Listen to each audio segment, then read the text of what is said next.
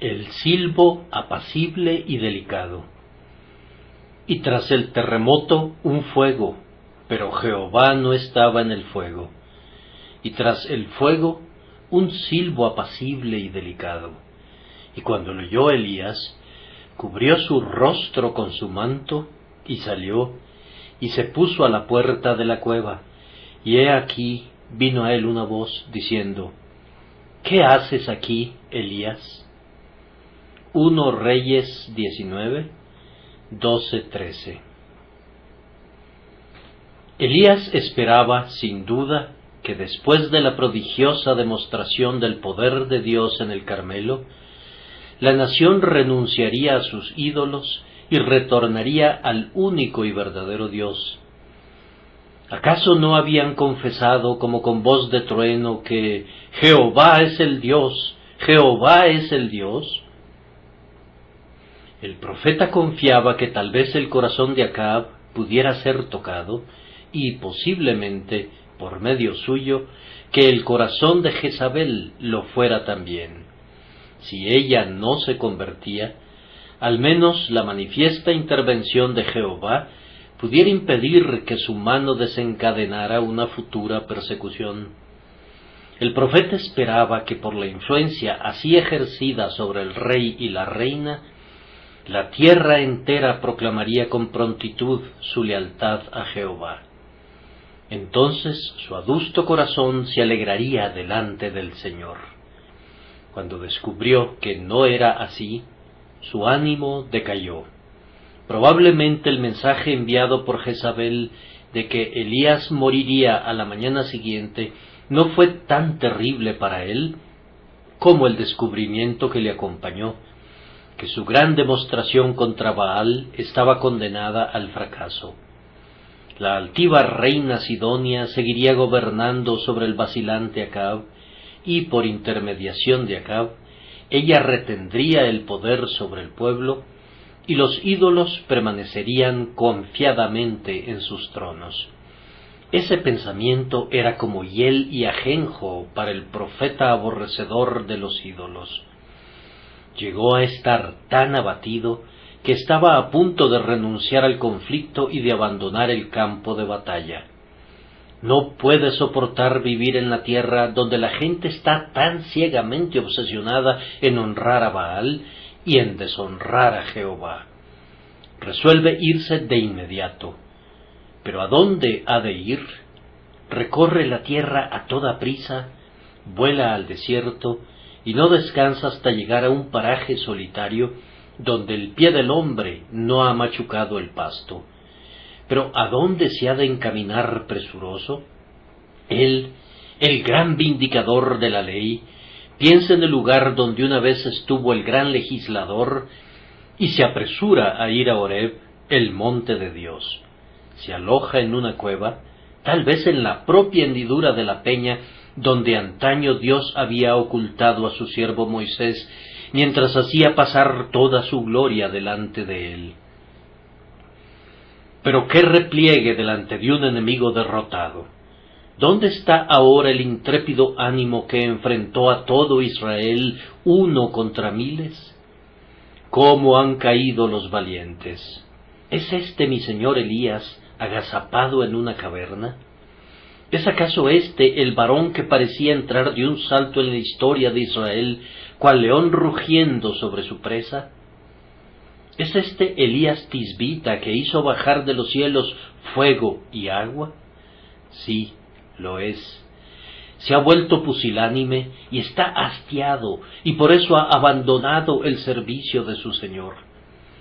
Es bueno que los que siempre somos débiles veamos muy claramente que los fuertes solo son fuertes porque Dios los hace así. Su ocasional debilidad demuestra que, por naturaleza, son tan débiles como nosotros. Es sólo por la fuerza divina que se vuelven valientes, y esa fuerza está lista a ceñirnos a nosotros también para el conflicto. Eso nos consuela, aunque no por ello excusamos nuestra propia debilidad.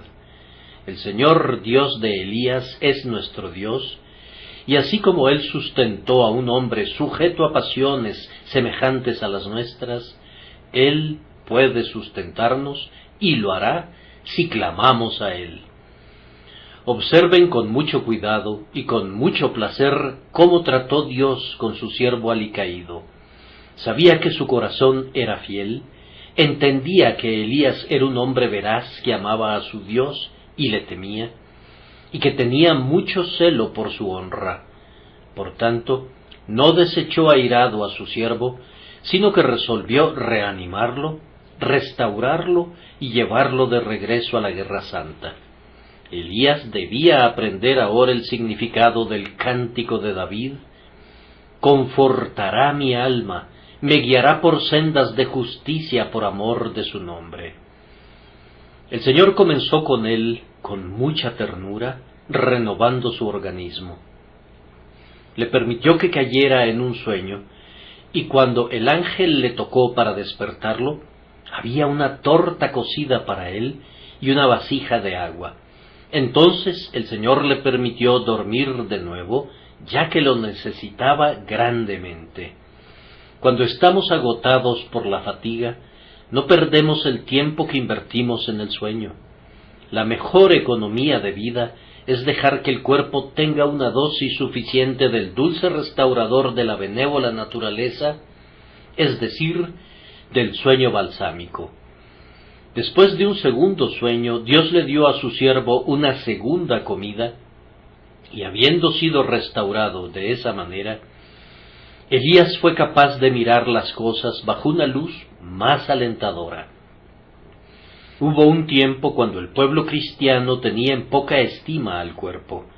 Decían de su organismo que era un cuerpo vil, y ciertamente lo es en cierto sentido, pero no en todos los sentidos.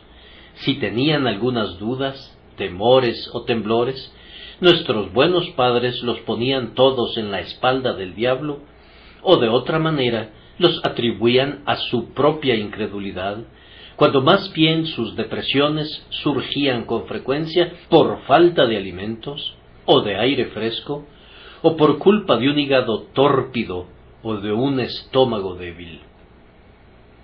Miles de cosas pueden abatirnos y no debemos despreciar el cuerpo por medio del cual actúan en nosotros.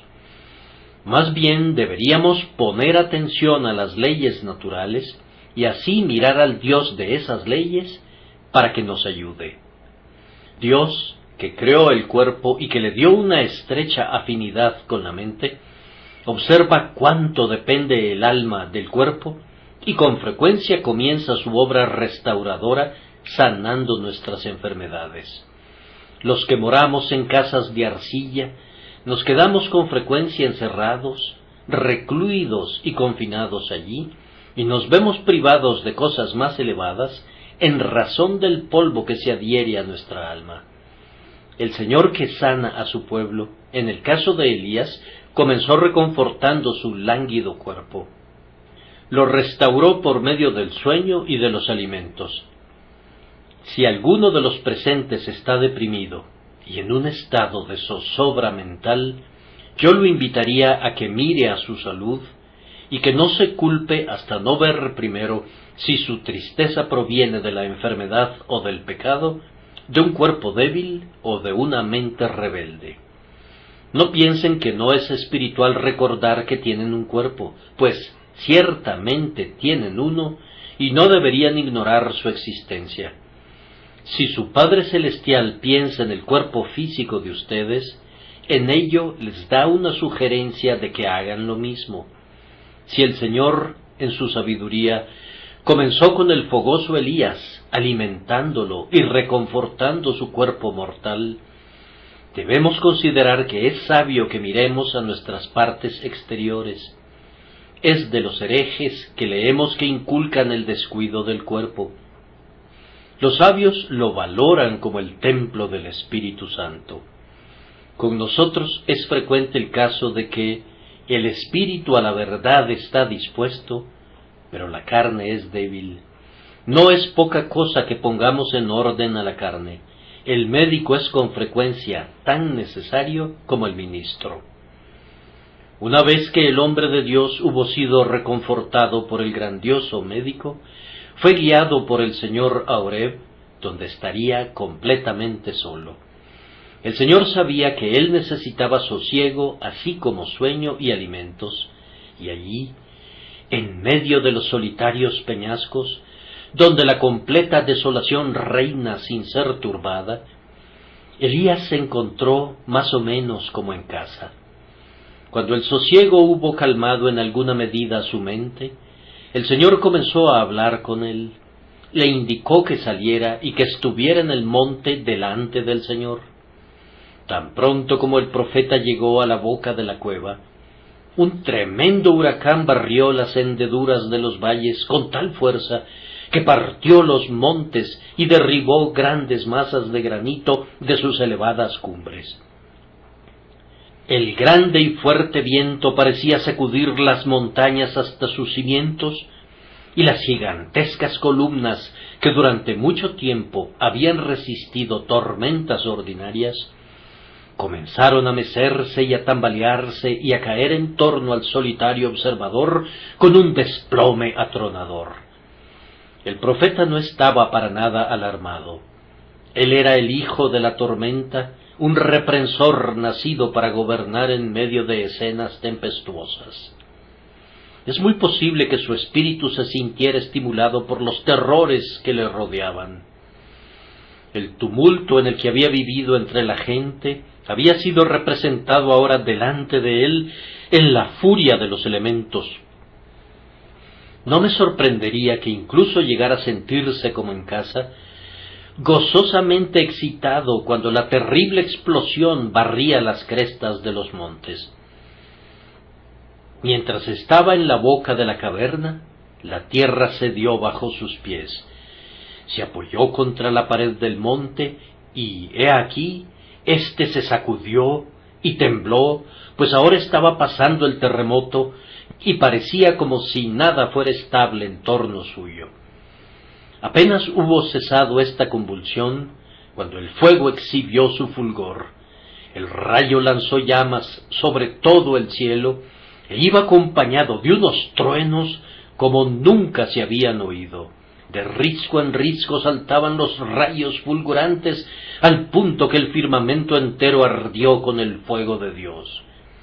Sin embargo, no vemos que el profeta se hubiera acobardado o que hubiera desfallecido en lo más mínimo. El suyo era un espíritu valeroso. Estaba tranquilo en medio de la tormenta. Así como el águila se remonta en el centro del rayo y se eleva en las alas de la tormenta, así parecía el espíritu de Elías. La furia de los elementos lo despertó, pero no tuvo miedo. Y ahora el trueno cesó, y el rayo se alejó, y la tierra se quedó quieta, y el viento fue acallado, y hubo una quietud absoluta, y del aire apacible provino lo que el hebreo designa, una voz de un suave silencio, como si el silencio se hubiese vuelto audible. No hay nada más terrible que una pasmosa quietud después de un estruendo pavoroso. Ni siquiera el ruido del viento y de la tormenta, que no pudo acobardar a Elías, había sido tan terrible como el silbo apacible y delicado con el que Jehová le pidió a su siervo que se acercara. Entonces el profeta se cubrió el rostro y fue a la entrada de la cueva y se detuvo para escuchar, pues el silbo apacible y delicado había ganado la solemne atención de su alma. Le provocó lo que todo el resto de cosas no había logrado, y fue por esta razón que el Señor no estaba en el viento, ni en el terremoto, ni en el fuego, pero sí estaba en el silbo apacible y delicado, y Elías lo sabía, y estaba pasmado, y se preparó para oír lo que Dios el Señor le diría. ¿Cuál es la lección de esto? Que Dios el Espíritu Santo nos ayude esta mañana a aprenderla y a enseñarla. Primero, les pido que pongan atención a la agencia elegida. Noten de entrada lo que no fue. No fue lo terrible, no fue lo tremendo, no fue lo sobrecogedor, sino más bien lo contrario de todo eso. No fue una grandiosa demostración de poder, pues Dios no estuvo en ninguno de esos grandes fenómenos que Elías vio y oyó. Lo que ganó el valeroso corazón de Elías no fue el torbellino, no fue el terremoto, no fue el fuego, sino que fue el silbo apacible y delicado. Lo que gana eficazmente los corazones de los hombres para Dios y para su Cristo no es un extraordinario despliegue de poder. Los hombres pueden ser orillados a temblar cuando Dios envía pestilencia y hambruna y fuego y otros terribles juicios suyos. Pero estas cosas terminan endureciendo usualmente los corazones de los hombres y no los ganan. Vean lo que Dios le hizo a Faraón y a su tierra. Ciertamente esas plagas fueron tupidas y pesadas. No se había visto nada semejante antes, y sin embargo, ¿cuál fue el resultado? Pero Jehová endureció el corazón de Faraón. Así sucede usualmente. Estas cosas son lo suficientemente buenas como introducciones al Evangelio divino que conquista apaciblemente el corazón, pero por sí solas no afectan al alma.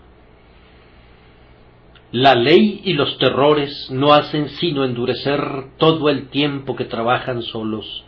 Es un sentido del perdón comprado con sangre el que disuelve un corazón de piedra. El silbo apacible y delicado tiene éxito allí donde tremendas cosas en justicia no sirven de nada. No me sorprende que Elías esperara que los terribles juicios prevalecerían con sus paisanos. Estas cosas terribles parecieran ser una forma rudimentaria pero efectiva de vencer el mal, y ciertamente prevalecerían si el corazón de los hombres no fuera tan engañoso más que todas las cosas y perverso.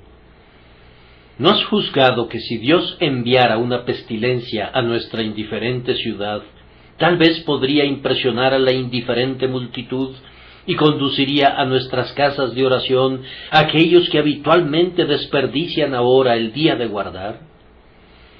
¿No podrían el cólera, o la guerra, o el hambre alarmar las conciencias de los descuidados y conducir a los impíos a ponerse de rodillas? ¿No has pensado que tal vez la protección que Dios nos ha dado al salvarnos de las plagas de la guerra y de innumerables males pudiera haber tendido a engendrar en los corazones de los hombres la presunción, el descuido y la indiferencia? Cuando pensamos en el pecado de nuestros semejantes, casi podríamos decirle a Cristo: ¿quieres que mandemos que descienda fuego del cielo como hizo Elías? Imaginamos con frecuencia que los terrores del Señor persuadirán a los hombres y los forzarán a buscar el reposo en el pecho de su Dios.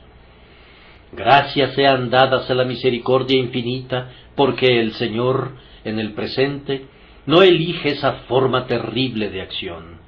Él deja al viento, deja al terremoto y al fuego, y les habla a los hombres en el silencio de sus almas, mediante una voz que, aunque sea como silencio audible, es el poder de Dios para salvación. Pero es difícil que nos convenzamos de que así es. Aún nos aferramos a la idea de que la pompa externa de un poder tremendo haría avanzar el reino de Dios. No estamos tan dispuestos a prescindir de las 12 legiones de ángeles como lo estuvo nuestro Señor. En lo que se refiere a nuestra propia acción, somos pobres discípulos de aquel de quien leemos: no contenderá, ni voceará, ni nadie oirá en las calles su voz. En nuestras prácticas religiosas somos demasiado propensos a confiar en la fuerza y energía carnales. Si podemos hacer ruido y crear excitación, conmoción y agitación, entonces tenemos esperanzas. Somos demasiado propensos a identificar con el poder de Dios la agitación de las masas motivada por excitaciones recientemente inventadas. Esta época de novedades parecería haber descubierto el poder espiritual en las bandas de metales y tambores, y se espera que las almas que no pudieran ser salvadas por una iglesia sean alcanzadas por un ejército, y se supone que las mentes que son insensibles a los argumentos evangélicos pueden ser embelesadas por unos pendones. La sencilla enseñanza apostólica está en rebaja, y se nos invita a experimentar métodos más sensacionales. La tendencia de este tiempo es hacia lo grande, hacia lo espectacular y hacia el show de poder, como si esas cosas pudieran lograr lo que agencias más regulares no han podido alcanzar. Pero no es así, o de lo contrario, tanto los hombres como Dios habrían cambiado grandemente. La misma tendencia aparece en este comentario demasiado común. Al menos hemos de contar con un predicador elocuente. Tengamos uno que pueda argumentar con palabras exquisitas y selectas, un maestro del arte de la oratoria. Ciertamente en esto podemos confiar y apoyarnos en una argumentación animosa y en un intenso y elocuente discurso. Sin embargo, quizá Dios no elija esta forma de poder, pues no aceptará que nuestra fe se base en sabiduría de palabras, sino que quiere que aprendamos esta lección, no con ejército, ni con fuerza, sino con mi espíritu, ha dicho Jehová de los ejércitos. Las frases del orador se suceden retumbando, una tras otra. ¡Cuán tremendo pasaje! Los oyentes seguramente han de estar impresionados. Viento, y el Señor no está en él. Y ahora todo parece temblar, mientras, como un segundo Juan el Bautista, el ministro proclama infortunio y terror y pronuncia la maldición de Dios sobre una generación de víboras. ¿No quebrantará esto los duros corazones? No, no se logra nada. Es un terremoto, pero el Señor no está en el terremoto. Hay todavía otra forma de fuerza. Aquí viene uno que argumenta con vehemencia, lleno de ardor, lanza destellos y despide llamas. Miren el brillo de sus sensacionales metáforas y anécdotas. Sí, hay fuego. ¿No podríamos decir que son fuegos artificiales? Y con todo, el Señor no obra por medio de ese fuego. El Señor no está en el fuego. El Señor no usa la furiosa energía de un fanatismo desbocado. Él puede emplear grandes y terribles cosas como introducción a su obra de salvar almas, pero sólo son actividades preliminares. La obra misma se lleva a cabo en el secreto silencio del corazón.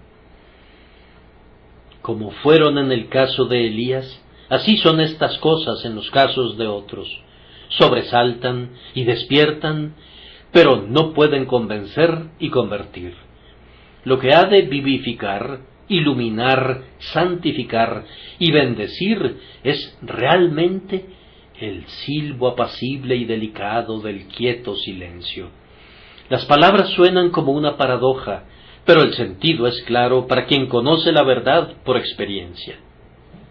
La voz que no se oye en el exterior es omnipotente en el interior. Hemos mostrado suficientemente el lado negativo del asunto. La obra de Dios no se apoya en el poder de la criatura. Entonces, ¿qué usa Dios para tocar el corazón?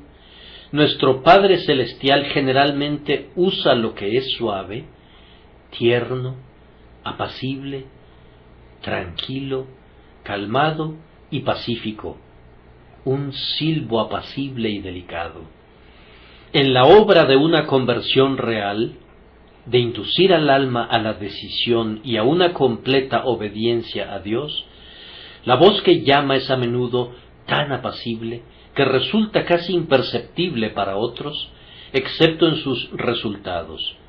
Sí, es con frecuencia tan apacible que es casi imperceptible para el hombre que es el objeto de ella.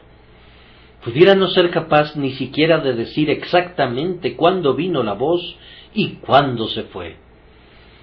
El apacible céfiro refresca la enfebrecida frente, pero el paciente a duras penas se entera de que ha atravesado el aposento de enfermo y se ha marchado, tan suave su aliento que recibe del cielo. En la reconciliación no hay golpes, ni redobles de tambor, ni rayos de tempestad. El amor es el capitán de esta guerra incruenta.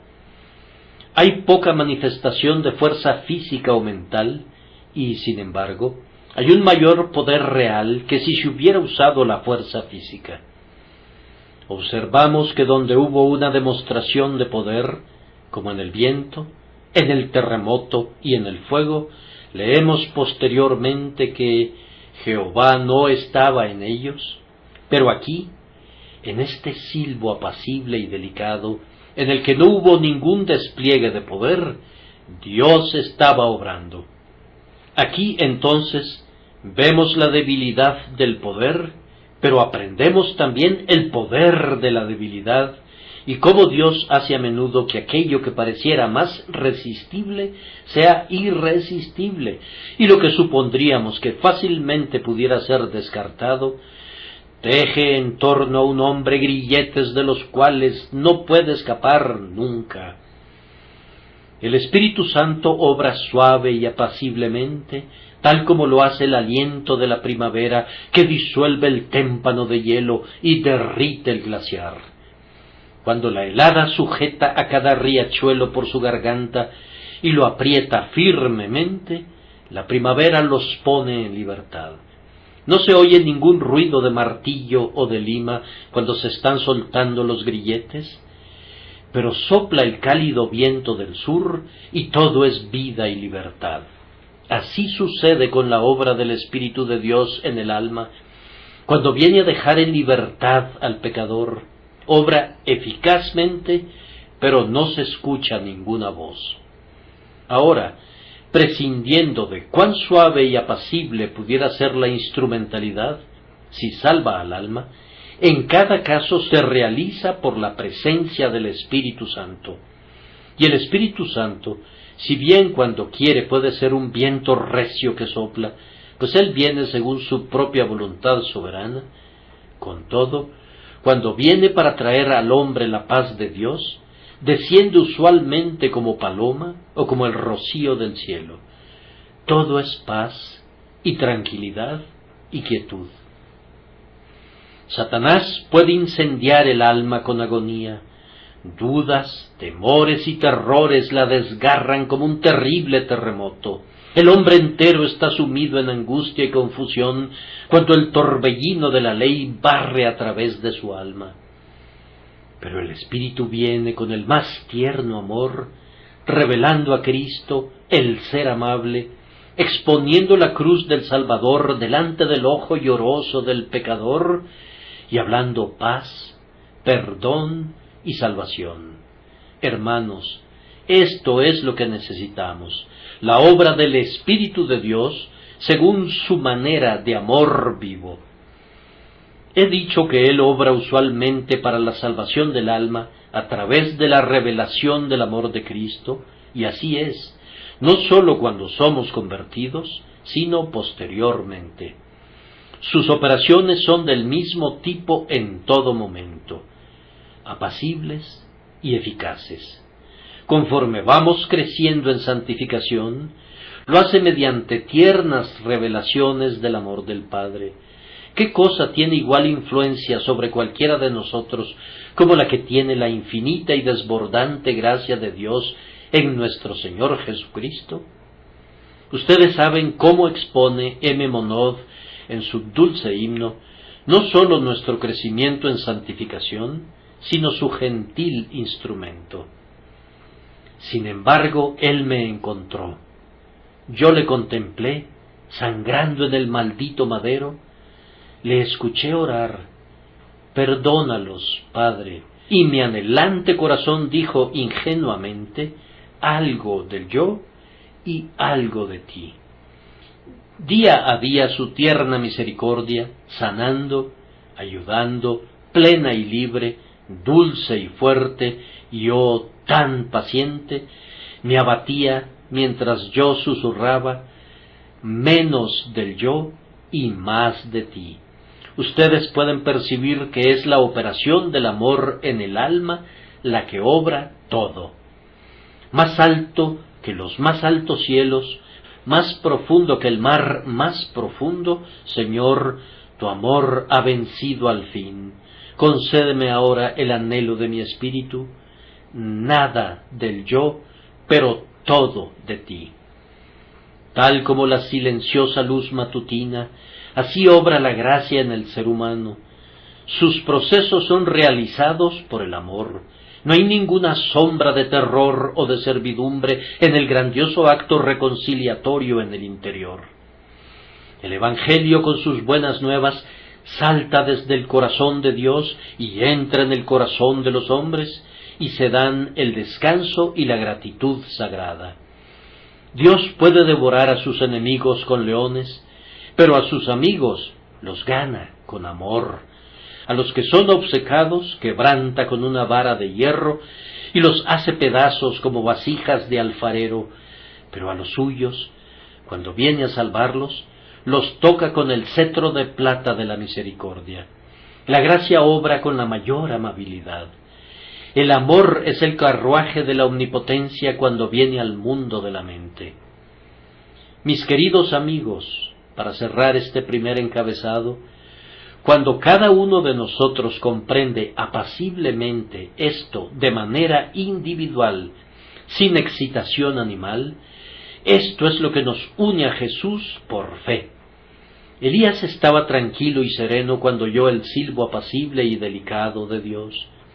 No cayó al suelo horrorizado, ni danzó de gozo, pero su naturaleza entera fue tocada y lo más íntimo de su corazón se convulsionó. El silencio que Dios había causado que se oyera en su interior derritió su alma. Así es como son realizadas las conversiones. Cuando el corazón entiende claramente la verdad, cuando el hombre percibe que el mensaje de gracia le pertenece, cuando sujeta esa verdad y lidia con ella y esa verdad con él, entonces, sin ayuda del exterior, busca y encuentra la vida eterna. El silbo apacible y delicado en el interior de su conciencia es la instrumentalidad escogida por Dios para convertir y consolar eficazmente a las almas de los hombres. El reino de Dios no viene por observación, sino que el hombre es llevado cerca de Dios en la cámara secreta. Noten los selectos efectos de este escogido modo de obrar. El primer efecto sobre Elías fue que el hombre fue sometido. Ya he tratado esto antes. Aquel que podía confrontar al viento rugiente, aquel que no estuvo aterrorizado por el rayo, ni fue llevado a temblar por el terremoto, en el instante en que estuvo en esa quietud y oyó la suave voz, cubrió su rostro con su manto de piel de oveja y salió de la cueva como un hijo obediente al llamado de su Padre Celestial. Y cuando el Espíritu de Dios viene en su benévolo poder sobre alguno de ustedes, entonces esa persona no se resistirá más, será sometida y conquistada por su suave y tierno contacto. Lo primero que hizo Elías, dije, fue cubrir su rostro con su manto, imitando en eso a los ángeles que no pueden estar descubiertos en esa temible presencia. Hizo lo más que pudo para ocultar su rostro, como alguien que está avergonzado por haber dudado de su Dios, avergonzado de haber hecho el papel de cobarde, avergonzado por haber sido encontrado lejos del lugar de su servicio. Cuando el Espíritu Santo trata con hombres y mujeres, este es uno de los efectos iniciales en sus mentes, que la vergüenza y la humillación cubren sus rostros. Confundido, Señor, cubro mi rostro e inclino mi cabeza culpable, avergonzado de todos mis perversos caminos, de la odiosa vida que he llevado. No pueden hablar en los mismos tonos osados que solían usar antes. La jactancia está excluida. De cualquier manera, por algún tiempo tienen que aprender a cómo comportarse en la presencia divina, pues caminar en la luz, como Dios está en la luz, no es fácil para pecadores recién convertidos. Sus ojos son débiles y delicados, y por tanto tienen que cubrirlos del destello de la luz eterna. El amor es el poder triunfante. Donde el simple poder y el trueno fallan, el amor conduce al corazón a una alegre cautividad. Ahora, como ya he dicho, ni el viento ni la tempestad pudieron producir esto en Elías, pero el silbo apacible y delicado de Dios lo hizo de inmediato. Señor, tú has ganado, por fin me rindo, mi corazón, forzado por la gracia poderosa, se rinde entero a ti. Contra tus terrores me esforcé por largo tiempo, pero ¿quién puede oponerse a tu amor? El amor sí puede conquistarme. Cuando tú has ordenado que rueden tus truenos y que brillen los relámpagos para hacer volar mi alma, yo todavía he sido terco, pero la misericordia ha sometido a mi corazón. He visto a un Salvador sangrante y ahora odio mi pecado. Al leer el capítulo pareciera como si el profeta no salió de la cueva hasta que oyó esa voz. Él había sido llamado por Dios a salir fuera y a ponerse en el monte delante del Altísimo, pero al continuar leyendo se ve que no hizo eso hasta que le llamó el silbo apacible y delicado y lo atrajo en el camino del mandamiento, de manera que la obediencia es un segundo efecto bendito. Avergonzado por cuenta de sus errores, ahora está resuelto a seguir la palabra de su Señor de inmediato y se pone a la entrada de la cueva para oír lo que Dios el Señor dirá. Si el Espíritu de Dios obra eficazmente en cualquiera de nosotros, una de las primeras señales de eso será que, si bien seremos humillados por causa del pecado, vamos a volvernos denodados para obrar justicia. La gracia nos vuelve sensibles en materia de obediencia. Quienes oyen la voz del Señor, con toda seguridad clamarán: Señor, ¿qué quieres que yo haga? Cuando esa voz gana el oído dispuesto, crea un pie listo para ir donde Dios nos pida. Nuestro deseo es conocer la voluntad del Señor y cumplirla prontamente, pues el susurro del cielo tiene como su carga: sígueme. Y ahora que Elías ha salido al aire libre, el siguiente efecto sobre él es que tiene tratos personales con Dios. La voz le dice: ¿qué haces aquí, Elías? Es una pregunta familiar hecha solo a él.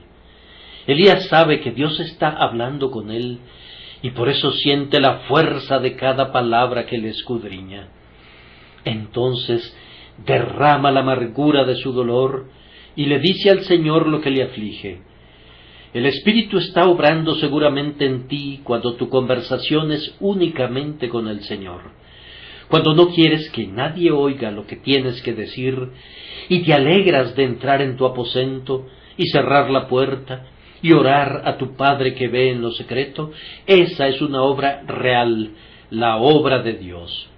Cuando al leer cada línea de la palabra de Dios sientes como si fuera escrita para ti y solo para ti, cuando piensas que nadie más en el mundo puede entrar tan plenamente en ella a tu juicio como lo haces tú ahora, pues las frases parecen diseñadas para ti, y hay pequeñas palabras metidas en la amenaza y en la promesa exactamente adaptadas para ti, entonces es que el silbo apacible y delicado está ejecutando su sagrado oficio.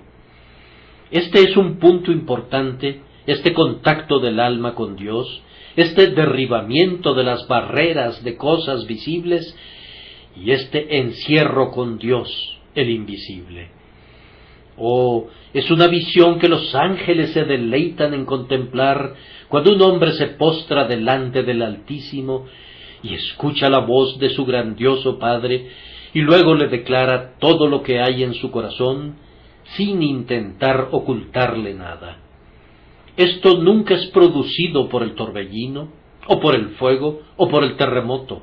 Es el efecto de la voz del apacible silencio, pues Dios está en él. Vanas son la elocuencia, la argumentación, la música y el sensacionalismo. El Espíritu obra todas las cosas santas, y sólo Él, y las realiza en el solemne silencio de un alma sometida por el amor.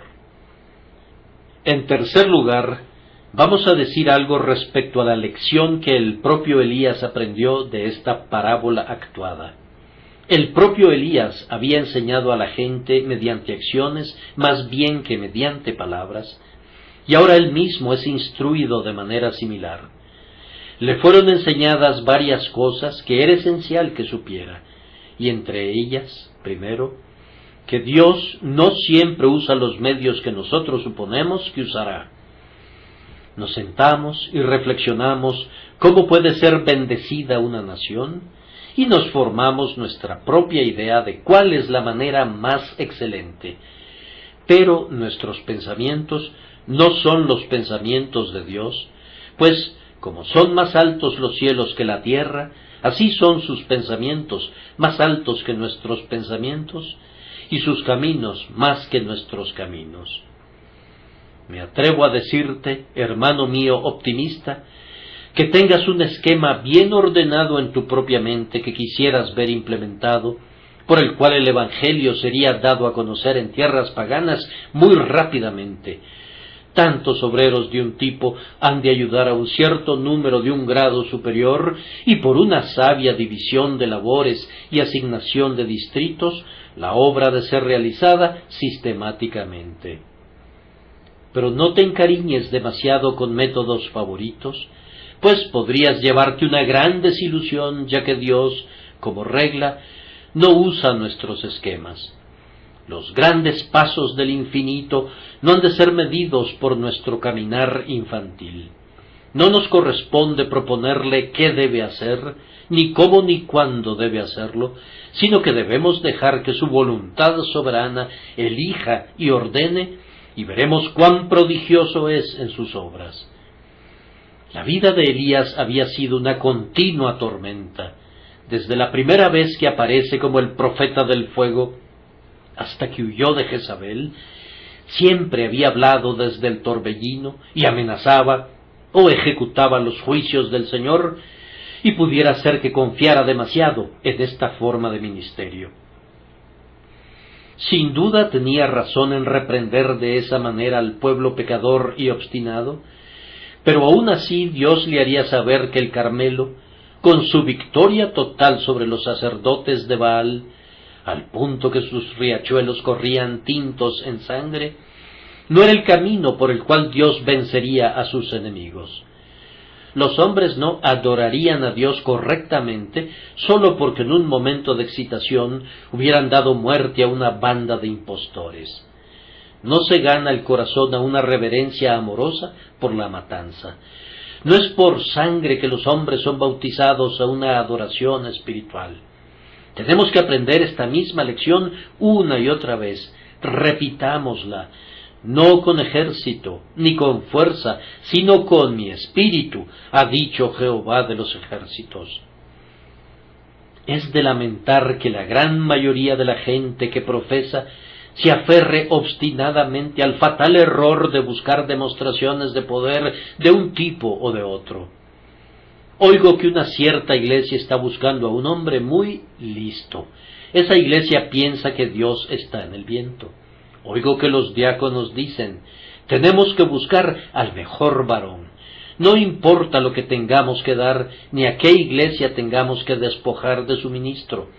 Tenemos que conseguir a un varón de primera clase, y entonces tendremos una casa llena y veremos muchas conversiones.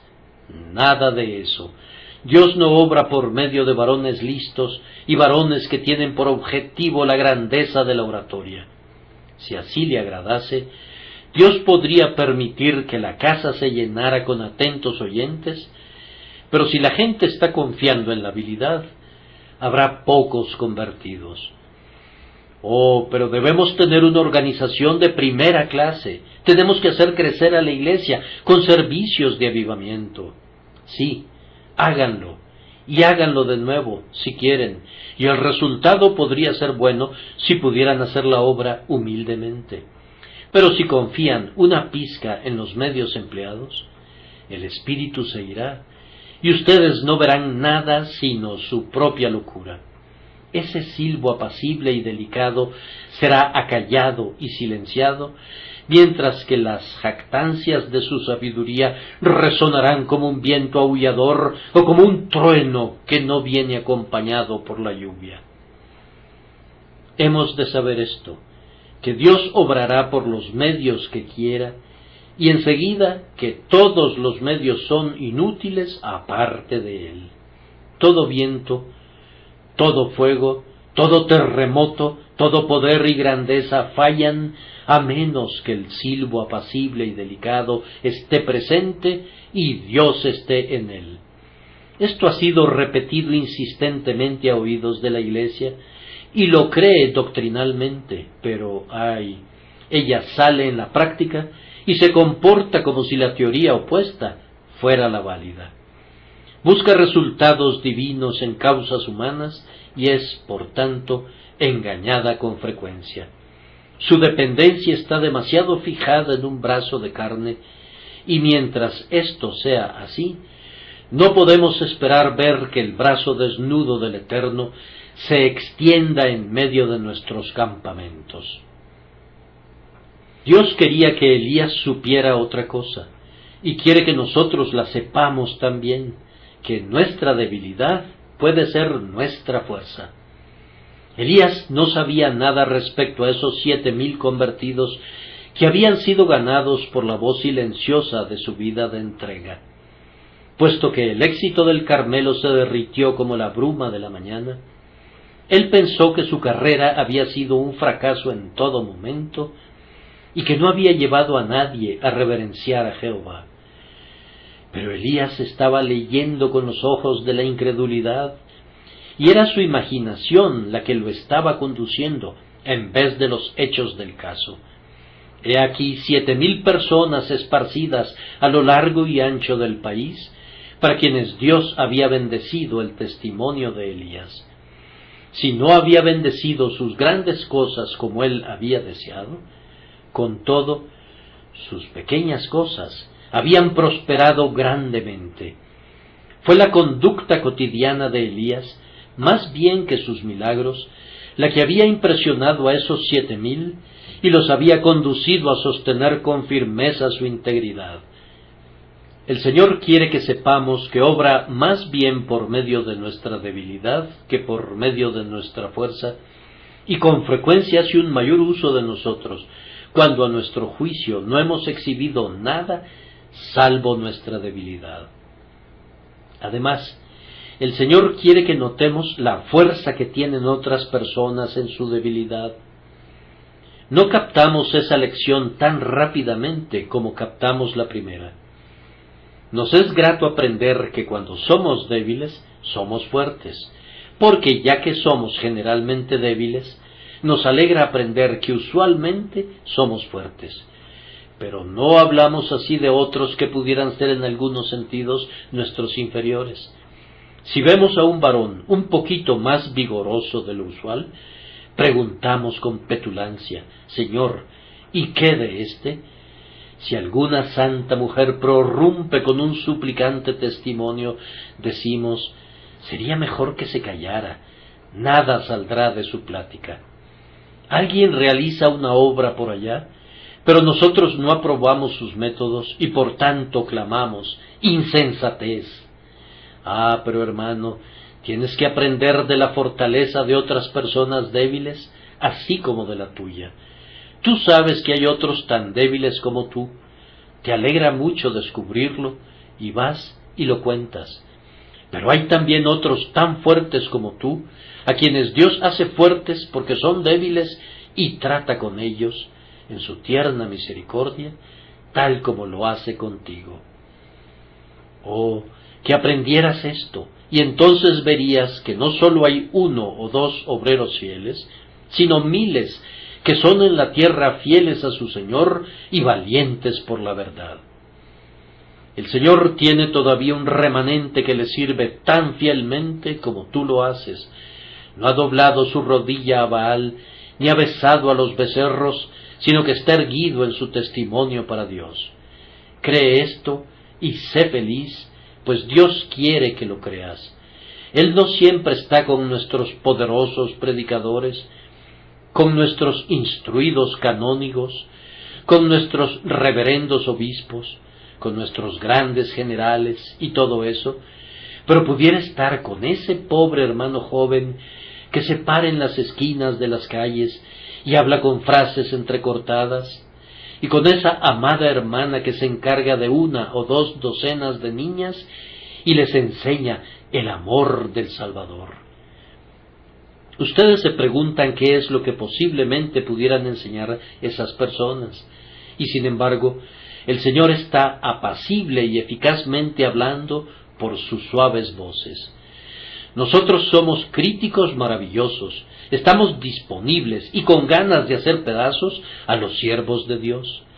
Pero la misericordia es que el Señor se venga dulcemente de nosotros por causa de ellos, dándoles una mayor bendición para que hagamos a un lado nuestro juicio y para que podamos entender que Él habla aún por medio de quien quiere y usa al que Él elige, y que esta verdad es segura por siempre, no con ejército, ni con fuerza, sino con mi espíritu, ha dicho Jehová de los ejércitos.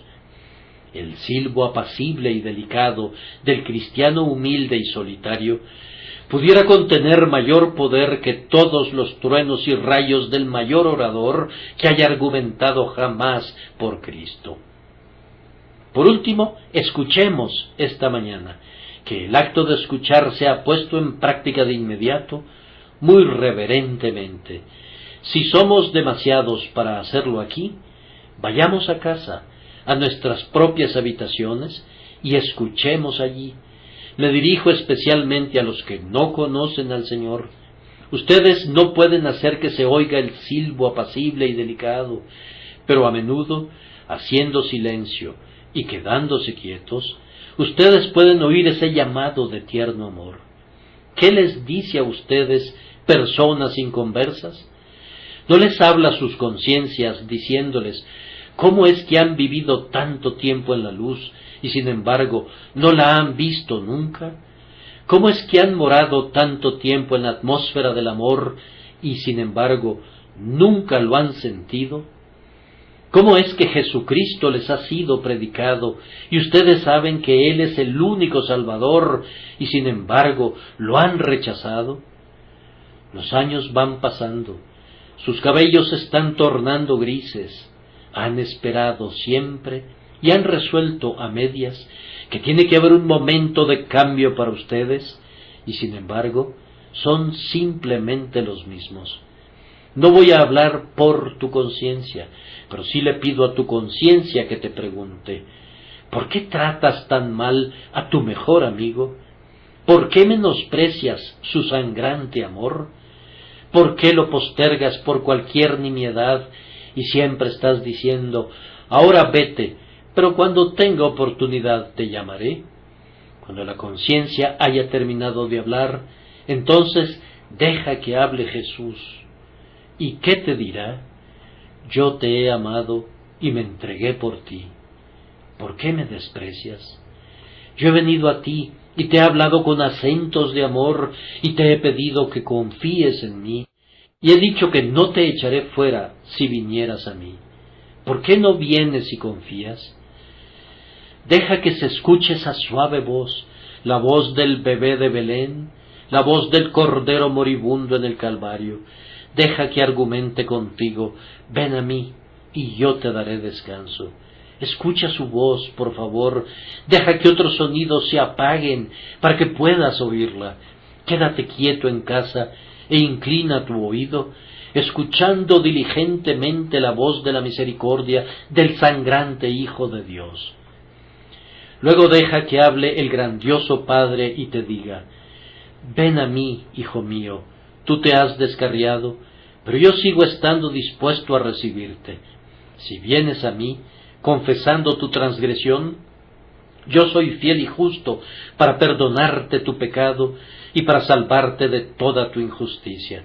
Ven a mí y vivirás en mi casa y gozarás de todos los privilegios de mis hijos. Igualmente escucha con diligencia las enseñanzas del Espíritu Santo. Siéntate y di: habla, bendito Espíritu, háblame. No puedes hacer nada mejor esta tarde que apartar un tiempo de silencio para que puedas inclinar tu oído al Espíritu de gracia. Date una hora de completa soledad y quédate quieto y di: ahora, Señor, bendito Espíritu, habla y quebranta mi corazón con vergüenza por mis transgresiones. Habla entonces para sanar mi corazón creyendo en Jesús. Háblame mientras yo te espero. Oh, cuántos recibirían una bendición si hicieran eso. Finalmente, permítanme que con los acentos más tiernos haga a cada inconverso la pregunta que Jehová hizo a Elías. ¿Qué haces aquí, Elías? ¿Qué te trajo aquí esta mañana? ¿Viniste a adorar a Dios o a gratificar la curiosidad? ¿O viniste meramente porque es algo apropiado asistir a un lugar de adoración un día domingo? ¿Qué haces aquí, Elías? ¿Qué has estado haciendo toda la mañana? Cuando fue cantado el himno, ¿alabaste o te burlaste? Y cuando fue ofrecida la oración, ¿te uniste a ella? ¿O has estado sentado aquí insultando al Altísimo, ofreciéndole lo externo de la devoción, mientras tu corazón ha estado lejos de Él? ¿Qué haces aquí, Elías? Oh, que respondieras: yo efectivamente me arrepiento de lo que he hecho y de lo que no he hecho, y me postro a los pies del Padre, y le suplico por intermediación de Jesús que tenga piedad de mí y perdone mis transgresiones. Si crees en Cristo Jesús, quedas perdonado. Si confías tu alma a Jesús, prosigue tu camino. No hay pecado en el libro de Dios contra ti ahora. Él ha borrado tus transgresiones y no recordará más tus pecados. Será un día feliz, pues la voz te hablará esta mañana y no dejará de hablarte nunca hasta que el Rey venga en su gloria y te ponga a su diestra. Que el Señor los bendiga, queridos amigos, por su propio Espíritu, por Jesucristo nuestro Señor. Amén.